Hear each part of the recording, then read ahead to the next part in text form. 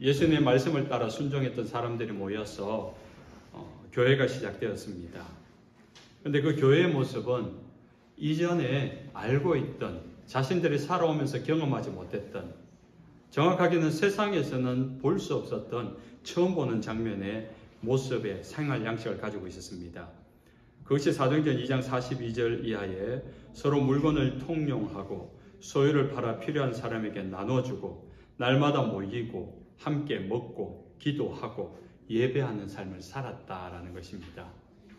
우리에겐 이런 모습이 익숙합니다. 이것이 교회의 모습입니다. 그러나 처음 교회가 시작되었을 때 그 교회 안에서 모이는 성도들의 삶의 생활 양식은 그 누구도 보지 못했던, 알지 못했던 모습이었던 겁니다. 그런 가운데 그 교회에서 처음으로 기적이 일어났지요. 걷지 못하던 장애인이 일어나 걷게 되는 기적이 일어났습니다. 그 기적으로 말미암아 또 나타난 우리에게 교훈되어지는 하나님의 말씀이 있어서 오늘 좀 살펴보려고 합니다. 선천적 장애를 가진 사람이 성전 문 앞에서 구걸하고 있습니다. 마침 기도 시간에 맞추어던 베드로와 요한이 그 장면을 보게 되었고 그 사람을 고치는 사건이 일어나게 되죠. 이 구걸하던 사람이 앉아 있었던 곳이 성전 미문 앞이다라고 이야기합니다. 얼마나 아름다우면 그 문이 미문이라는 이름이 붙여졌을까.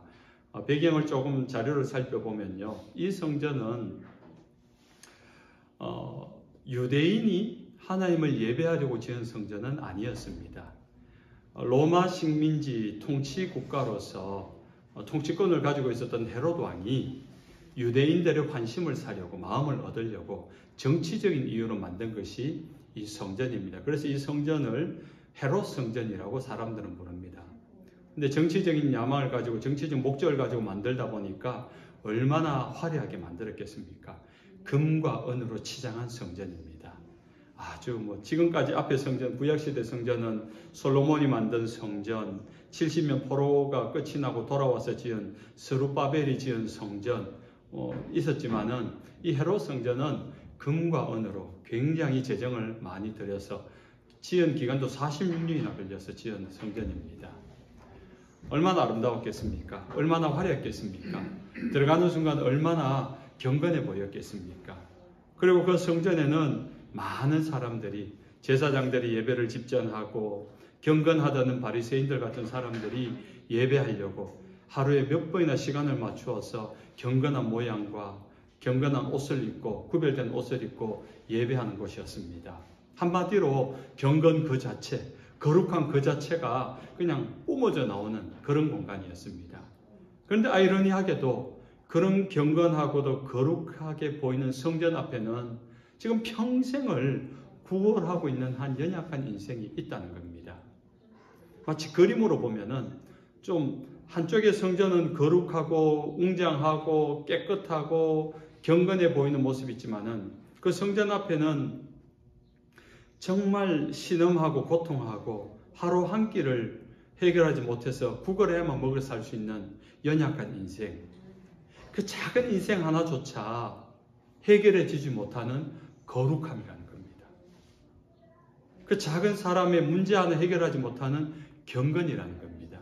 마치 그 당시에 가지고 있었던 신앙의 현 주소, 경건의 모양은 있으나 경건의 능력은 없는 그 당시에 무기력한 성전, 무능한 신앙의 모습을 보여주고 있는 장면입니다. 그 당시의 경건이 어떤 경건인가가 누가복음 18장에 잘 나오고 있습니다. 누가복음 18장에는 바리새인이 성전에 올라가서 기도하는 장면이 나와요. 그 바리새인은 거룩하게 구별되어진 옷을 입고 성전에 들어가서 기도합니다. 하나님, 나는 저런 세리와 같지 않고 토색하는 사람, 강제로 빼앗는 사람과 같지 않고 간음하는 사람, 거짓하고 불의한 사람과 같지 않음을 감사합니다. 이게 그 당시 경건하다는 바리새인들의 기도였습니다. 내용으로 보면은 문제가 없어 보입니다. 나는 다른 사람 것을 빼앗지 않고 불의하지 않고 또 나는 간음하지 않고 그런 죄를 짓고 있지 않아서 감사합니다라고 하지만은 사실은 그것은 기도를 빙자한 자기 자랑이죠. 나는 저런 세리와 같지 않고 저런 가늠한 사람 같지 않고 저렇게 불의한 사람 같지 않습니다. 내 자랑하는 거예요. 교회 와서 예배를 빙자해서 신앙을 빙자해서 나를 자랑하는 거예요. 내 체면을 살리는 거예요. 그러니까 경건의 모양은 있지만 경건의 능력을 잃어버린, 이것이 그 당시 성전의 모습이고 하나님을 믿는 신앙인의 모습이었던 겁니다. 그래서 이 바리새인들은 길을 가다가 거린이 있으면은 구제를 합니다. 보통 사람은 그냥 지나가는데 바리새인들은 구걸을 하는 자에게 동전을 던져줍니다. 일부러 동전을 던져주는데 세게 던져줍니다. 던져도 그냥 이렇게 건네주지 않고 돌 같은 데다가 던집니다. 땅그랑 소리가 나도록. 동전을 저 많이 던지면은 짱그랑 땅그랑 땡글랑 땡글랑, 내가 그렇게 많이 한다는 것을 지나가는 사람들이 소리를 듣고 다시 쳐다볼 수 있도록 자기의 구제도 자랑하는 겁니다. 이것이 그 당시 바리새인들이 가지고 있었던 경건의 모습이었던 겁니다. 외식이었고 체면이었고 형식이었고 그냥 사람들 앞에 은근히 자랑하는 모습이었던 겁니다. 아무리 경건한 모양을 가지고 있어도, 아무리 금과 은을 치장해서 거룩하고 웅장하게 보여도 경건의 능력은 없는 무기력한 신앙일 수밖에 없는, 무능한 예배일 수밖에 없는 이유였던 겁니다. 베드로와 요한이 성전에 들어가다가 바로 그 거린을 보았습니다. 서로 눈이 마주쳤습니다. 거린은 뭐라도 하나 얻으려고 하는 그 시선으로 바라보는 시선이었고 바라봄이었고, 베드로는 지난주 우리가 말씀 단어를 살펴보았습니다. 주목하여 보았다. 아테니시다스. 정신을 집중하여 깊이 응시하다. 무슨 말입니까? 특별한 의도와 목적을 가지고 그 사람을 바라보았다는 것입니다. 그렇게 눈이 마주치자 거린이 요구합니다. 나에게 뭔가를 좀 주십시오. 라고 했을 때 베드로가 대답을 합니다. 금과 은은 내게 없거니와 내게 있는 이것을 내게 주노니 나사렛 예수 그리스도의 이름으로 일어나 걸어라. 맞지 않는 거예요. 거린이 요구하는 것과 베드로가 주는 것이 틀렸다. 서로 엇갈리고 있는 겁니다. 거린이 요구하는 것은 동전입니다. 돈 몇 푼입니다. 은이든지 금이든지 내게 도움이 되는 경제적 도움을 주십시오라고 하는 겁니다. 그러나 베드로는 그것이 없다라고 합니다. 네가 원하는 것을 내가 줄 수 없다. 그러나 내게 있는 것으로 내게 줄 것이 있다. 예수 그리스도라는 겁니다. 이것은 굉장히 중요한 장면입니다.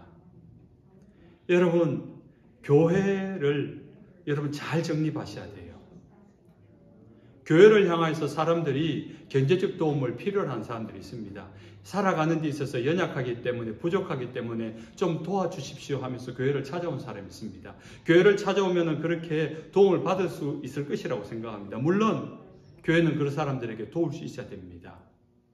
그러나 도울 수 있어야 되고 돕는 일이 교회가 할 일이지만은 그것이 진짜 교회의 할 일은 아니라는 거예요. 경제적인 이유로 돕는 것은, 또 삶의 환경을 도와주는 것은 사실은 교회보다 복지관이 더 잘합니다. 복지센터가 더 전문적으로 합니다. 세상에서 낙심하고 상처받은 사람이 교회에 와서 위로받기 원합니다. 당연히 교회는 그 사람을 따뜻하게 맞아주고 위로하는 것이 맞습니다. 당연히 그렇게 해야 되죠. 그러나 그것이 교회의 목적은 아니라는 사실을 알아야 합니다. 교회의 진짜 목적은 무엇입니까? 가장 교회의 중요한 목적이 무엇입니까? 예수 그리스도를 전하는 것입니다.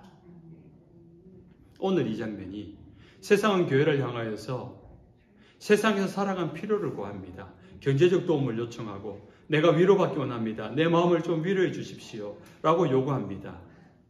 물론 교회가 그렇게 하면 좋습니다. 그러나 그 일을 하느라 진짜 전해야 될 것을 놓쳐버려서는 안 된다는 것입니다. 때로는 복지관 일을 하지 못해도, 때로는 상담센터 일을 기능을 하지 못한다 손치더라도 교회는 한 가지 놓치지 않고 해야 되는 것, 그것은 큰 교회이든지 작은 교회이든지 예수 그리스도를 말할 수 있어야 된다는 겁니다. 그것이 교회의 사명이에요. 경제적 도움을 받고 인생을 살아가는데 도움을 받는 것은요, 교회 아니라도 도움받을 수 있습니다. 복지관을 찾아가든지 아니면은 좀 뭔가 사회 기여를 하는 사람에게 도네이션을 받을 수 있는 사람을 찾아가면은 해결받을 수 있습니다. 마음에 상처받고 낙심한 사람이 위로받는 사람, 마음 착한 사람, 수용 잘하는 사람, 공감 잘하는 사람 찾아가면은 그런 사람을 통해서 위로받을 수 있습니다. 근데 교회 아니면 할 수 없는 게 있어요. 도무지 교회 아니면은 받을 수 없는 것, 예수 그리스도의 복음입니다. 그래서 교회는 다른 것은 놓치더라도 이 예수 그리스도의 복음을 전하는 일만큼은 멈추면 안 되는 것입니다. 오해는 없으시기 바랍니다. 복지관의 일을 하느라, 주변 사람들을 돕느라, 공감하고 상담하고 그들의 이야기를 들어주느라, 이것은 중요한 일입니다. 그러나 그 일을 너무 치중하다가 예수 그리스도의 이름을 전하지 못하고 예수 그리스도의 복음을 전하지 못한다면 그것은 교회가 아닌 것입니다. 교회와 복지관은 구별돼야 됩니다. 교회와 상담센터는 구별돼야 됩니다. 교회가 가지고 있는 교회의 고유성은 예수 그리스도입니다. 그래서 예수 그리스도의 이름을 듣고 예수 그리스도의 복음을 듣고 예수 그리스도 하신 일을 듣고 예수 그리스도만이 줄 수 있는 그 능력을 경험함으로 그가 세상적인 연약함과 신앙 가운데서 예수 그리스도의 이름으로 일어설 수 있도록 일어설 용기를 가질 수 있도록 예수 그리스도의 이름으로 말미암아 위로받고 다시 시작할 힘을 얻을 수 있는 것, 그 예수 그리스도 앞에 그 복음 앞에 그 복음 안에 모든 것이 다 들어있는 것입니다. 그래서 우리는 세상을 향하여 무엇을 줘야 합니까? 예수 그리스도입니다. 유일한 생명, 유일한 길, 유일한 진리이신 예수 그리스도를 말할 수 있어야 됩니다. 그것이 우리의 사명입니다. 예수님께서 이 땅에 오셨을 때 많은 일을 하신 것 같지만 딱 세 가지를 하셨어요. 마태복음 4장 23절에 이렇게 말합니다. 예수께서 온 갈릴리에 두루 다니사 그들의 회당에서 가르치시고 천국 복음을 전파하시며 백성 중에 모든 병과 모든 약한 것을 고치시니. 세 가지를 말하죠. 천국 복음을 선포했어요. 복음을 선포하고 전도하고 선교했다는 겁니다. 회당에서 그것을 가르쳤다 그래요. 말씀을 풀어서 가르쳤다는 겁니다. 그리고 모든 약한 것들을 고치셨다 그래요. 그 약한 것들이 무엇입니까? 그 당시 귀신 들린 자가 많았습니다. 영적인 귀신 들려서 고통당한 자들 고치셨다 그래요. 육신적인 질병, 여러 가지 질병으로 고통하는 자들 고치셨다는 겁니다. 그런데 예수님이 고치실 이유가, 예수님만이 고치실 수 있는 그 이유가 무엇입니까? 여러분, 병의 원인이 무엇입니까? 귀신 들림의 원인이 무엇입니까? 우리가 죽는 이유가 무엇입니까? 죄 때문이에요. 죄가 없이 창조되었던 아담과 하와 때는요, 죽음이 없었습니다. 병도 없었습니다. 그러나 아담과 하와 이후로 범죄함 이후로 인류 가운데 죄가 들어오고 난 다음에 죄로 인하여 타락되니까 죽음이 온 겁니다. 질병이 온 겁니다. 고통이 오고 공포가 오고 두려움이 온 겁니다. 그래서 죽는 거예요. 막말로 아담과 하와가 교통사고 당해도 죽지 않습니다. 죽지 않는 거예요. 죽는 것은 교통사고 때문에 죽는 게 아니라 암 때문에 죽는 것이 아니라 죄 때문에 죽는 거예요. 죄가 원인이 되어서 병이 생기고 죽음이 찾아오는 것입니다. 원인을 아셔야 돼요. 그래서 예수님이 이 땅에 오셔서 병을 고치시고 우리에게 암을 치료할 치료제를 주신 게 아니라 죄를 해결하신 겁니다. 그 죄가 해결이 되면은 우리가 병도 해결이 되고 사고도 해결이 되고 두려움도 해결이 되고 귀신도 해결이 되고 구원받기 때문에.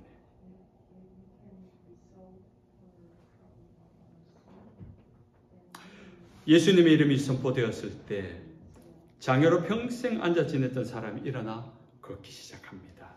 오늘 본문 7절 이하에 발과 발목이 곧 힘을 얻고 뛰어 서서 걸으며 그들과 함께 성전으로 들어가면서 걷기도 하고 뛰기도 하며 하나님을 찬송하니. 이 문장을 원어 그대로 해석하면 그는 쉴 새 없이 걸었고 뛰었고 찬송하고 있었다라는 것입니다. 기적이죠. 제가 가끔 경험하는 건데 옆으로 돌아 누워 자다가 깰 때가 있어요. 깨면요 팔이 눌려가지고 피가 안 돌아가지고 이 팔이 안 움직일 때가 있어요. 아무 감각이 없어요. 진짜 몇 분 동안 주무르고 해야지 이 감각이 돌아와요. 자다가 다리를 조금 이렇게 잘못 걸쳐놓고 자면은 이 피가 안 돌았는지 경직이 돼가지고 서지를 못해요. 근데 40년 동안 꼼짝없이 앉아 지내던 사람이 갑자기 일어났습니다. 근데 일어났는데 걸었고 뛰었다 그래요. 기적입니다.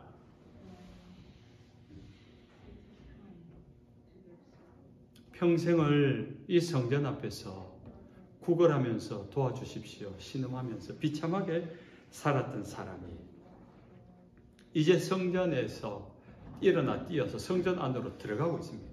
오늘 본문을 가만히 읽어보면 이 사람이 성전 안으로 뛰어 들어가고 있는 거예요. 그 하나님을 찬송하며 예배하고 있는 것입니다. 지난 40년 동안 이렇게 화려하고 거룩하고 웅장하고 경건한 예배당 안에 성전 안에 수많은 경건의 사람들이 몰려들은 그 성전 앞에 이 사람은 구걸하러 나온 거예요. 성전은 구걸하던 곳이었어요. 내 인생을 체념하고 내 인생을 한탄하면서 구걸했던 장소가 성전이었습니다. 그런데 그곳에서 오늘 주님을 만났습니다. 예수 그리스도 이름을 들었습니다. 예수 그리스도 이름을 가졌습니다. 그 이름을 믿고 치유가 되었습니다. 그 순간 이 사람은 40년 동안 평생 동안 구걸하던 성전이 아니라 이제 예배하는 장소로 바뀌어진 것입니다. 신세를 한탄하며 탄식하고 신음하며 하루하루 고통스럽게 뱉어내던 그의 입에서 하나님을 쉬지 않고 찬송하고 예배하는 소리가 터져나오고 있는 것입니다. 신음하며 좌절했던 곳이 기뻐하며 감격하는 곳이 되었습니다. 더 이상 성전은 구걸하는 곳이 아니라 하나님을 예배하는 곳, 그 하나님을 경험한 곳, 그 하나님을 인하여 기뻐하며 감격하는 곳이 되어진 것입니다.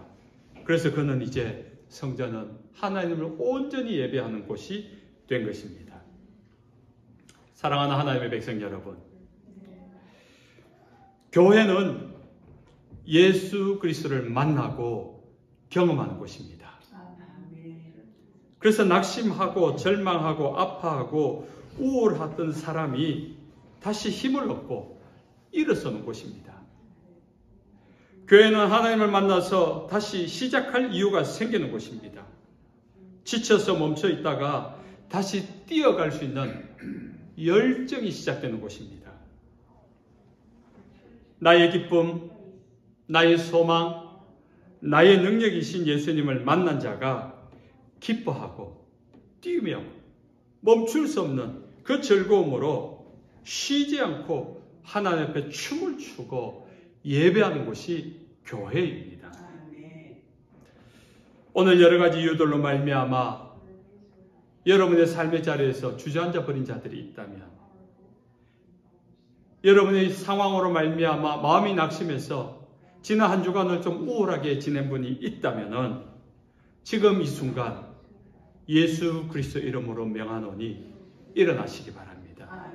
더 이상 좌절하고 더 이상 신음하고 더 이상 우울해하지 마시고 그 자리에서 예수 이름으로 내가 일어나 걷기도 하고 그 걸음이 뛰기도 하고 춤을 추기도 하고 하루 종일 찬송하며 주님 앞에 기쁨으로 감격으로 예배하는 회복의 날 오늘 주일 되시길 주 예수님 이름으로 축원합니다.